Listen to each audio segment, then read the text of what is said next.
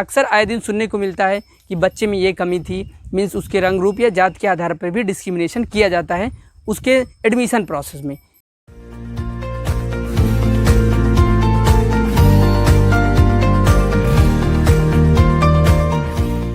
आज मैं बात करने वाला हूँ एक बहुत ही महत्वपूर्ण टॉपिक है।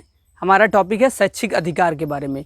अगर हम आपसे एक क्वेश्चन पूछें कि अगर देश में कौन सी ऐसी चीज़ है जिसको अगर सही कर दिया जाए, सही का मीन्स अगर आपसे पूछा जाए कि कौन सी ऐसी चीज़ है जिस पे अगर अच्छे से काम किया जाए तो उससे देश की बहुत सारी समस्याएं दूर हो जाएंगी।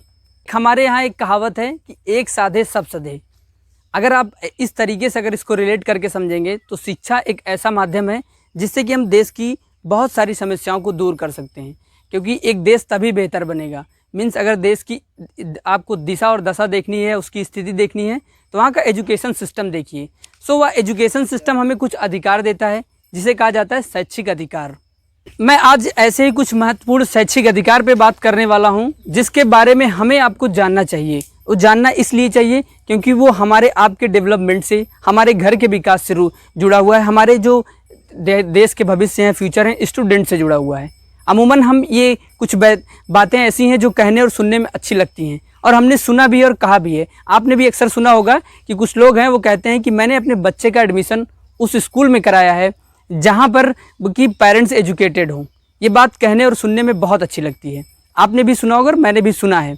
दरअसल सोचिए कि अगर किसी बच्चे की क्वालिटी उसके पेरेंट्स के एजुकेशन पे अगर हम डिसाइड करेंगे तो कहीं ना कहीं हम उस बच्चे का अधिकार छीन रहे हैं। ये बात अगर हम देखें संवैधानिक तरीके से तो सरासर गलत है। तो हमारे देश में संविधान द्वारा कुछ हमें महत्वपूर्ण संवैधानिक अधिकार दिए गए हैं। वो संवैधानिक अधिकार मीन्स कुछ शैक्षिक महत्वपूर्ण अधिकार मिले हैं। उसमें एक सबसे महत्वपूर्ण अधिकार ये है कि संविधान के हमारे अनुच्छेद 21 में 6 वर्ष से 14 वर्ष के बच्चों की शिक्षा क्या है, मुफ्त में दी जाती है। और वह जो हमारे शिक्षा का स्तर है वो क्वालिटी बहुत ही उच्च क्वालिटी शिक्षा की बात की जाती है। संविधान के अनुच्छेद 21 में 6 वर्ष से 14 वर्ष के बच्चों की शिक्षा मुफ्त में बात की गई है, जो कि बहुत ही महत्वपूर्ण है इस अधिकार को जानना।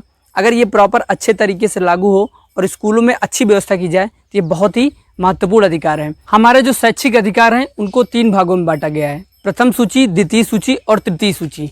प्रथम सूची है जो केंद्र सरकार के अंडर में आती है, मीन्स केंद्र सरकार के अधिकार में आती है। द्वितीय हमारे राज्य स्तरीय आती है और तृतीय हमारा समवर्ती सूची। अब इसको हम ऐसे समझते हैं एक बहुत सामान्य उदाहरण से।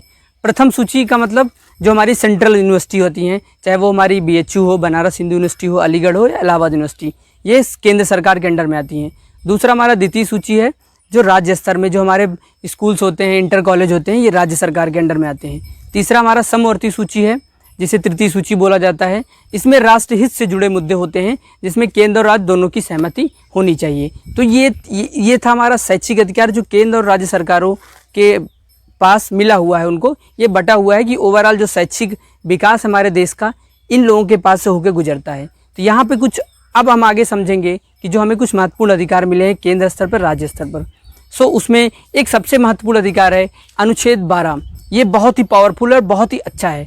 हमारे देश में जितने भी प्राइवेट स्कूल हैं सबके पास सबको एक अधिकार के तरीके से दिया गया है या एक आदेश है कि 25% सीटें EWS मीन्स वो उन बच्चों के लिए रिजर्व रहती है हर क्लास में जो कि आर्थिक रूप से कमज़ोर होते हैं।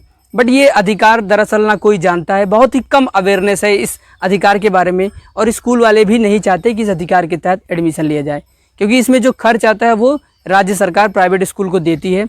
बट इसमें जो डॉक्यूमेंटेशन है वो प्रोसेस थोड़ा टाइम टेकन है, बट इसके बारे में अवेयरनेस कम है। बट अगर ये अच्छे से लागू हो तो शायद हम ये देखें कि इतने सारे प्राइवेट स्कूल हैं और जो बच्चे आउट ऑफ स्कूल हैं या जो अच्छे स्कूल में पढ़ना चाहते हैं, प्राइवेट स्कूल में जिनकी पढ़ने की इच्छा होती है, शायद उनकी वो इच्छा पूरी हो अगर ये अच्छे से लागू किया जाए। तो ये बहुत ही महत्वपूर्ण संवैधानिक हमारे अधिकार हैं जो कि हमें जानना चाहिए। अब इसके बाद एक और हमारे बहुत ही अच्छे अधिकार हैं अनुच्छेद 28। कोई भी राज्य सरकार या कोई भी विद्यालय ऐसे जिनका खर्च राज्य सरकार उठाती है उसमें किसी भी प्रकार की धार्मिक शिक्षा नहीं दी जाएगी, जो कि बहुत ही महत्वपूर्ण है कि सरकार द्वारा जो पैसे खर्च किए जाएंगे उसमें धार्मिक शिक्षा नहीं दी जाएगी। और इससे जुड़ा हुआ एक और महत्वपूर्ण है जो विद्यार्थियों के लिए जानना या उनके अभिभावकों को जानना बहुत ही ज़रूरी है, वो है अनुच्छेद 29। अनुच्छेद 29 के तहत बताया गया है कि किसी बच्चे का एडमिशन आप उसकी उसकी रंग रूप के आधार पे या उसकी किसी जात के आधार पे या पेरेंट्स की कमी के आधार पे आप स्कूल में एडमिशन नहीं रोक सकते। मीन्स अगर वो बच्चा योग्य है तो उसको उस क्लास में एडमिशन देना चाहिए, जो कि बहुत ही महत्वपूर्ण है। अक्सर आए दिन सुनने को मिलता है कि बच्चे में ये कमी थी, मीन्स उसके रंग रूप या जात के आधार पर भी डिस्क्रिमिनेशन किया जाता है उसके एडमिशन प्रोसेस में। तो ये अभिभावकों को जानना और बच्चों को जानना और समाज में इस अधिकार का अवेयरनेस होना बहुत ही ज़रूरी है। इसके आगे एक ये है कि अनुच्छेद 46 के तहत समाज के अनुसूचित वर्ग या जो कमज़ोर वर्ग हैं उनके लिए शिक्षा का विशेष प्रावधान किया जाए, अवेयर किया जाए, जिससे कि वो शिक्षा से जुड़े रहें, क्योंकि शिक्षा एक महत्वपूर्ण अधिकार है। अगर एक व्यक्ति शिक्षित है तो वो देश के लिए, समाज के लिए, हर छोटे से छोटे स्तर से बड़े स्तर तक के लिए बहुत ही महत्वपूर्ण है।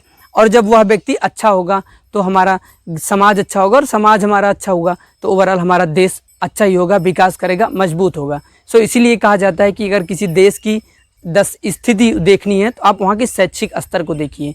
सो ये शैक्षिक स्तर कुछ बहुत ही महत्वपूर्ण है। आपको कैसे लगे हैं या आपको कैसा लगा ये वीडियो ज़रूर बताइएगा। शैक्षिक अधिकार के बारे में जानकर आपको कैसा फील हुआ, या आप कुछ और चाहते हैं जानना, क्योंकि ऐसे बहुत सारे कॉन्स्टिट्यूशनल अधिकार दिए गए हैं। इसमें मैंने आपको कुछ बेसिक बताया, बट और भी कुछ ऐसे महत्वपूर्ण शैक्षिक अधिकार हैं जो हमें जानने चाहिए।